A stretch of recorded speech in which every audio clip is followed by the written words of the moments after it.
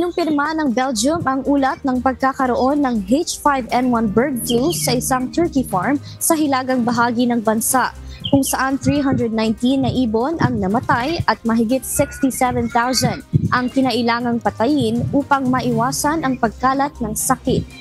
Bilang tugon, iniutos ng pamahalaan na ikulong muna ang lahat ng alagang manok simula Huwebes upang mapigilan ang pagkalat ng virus.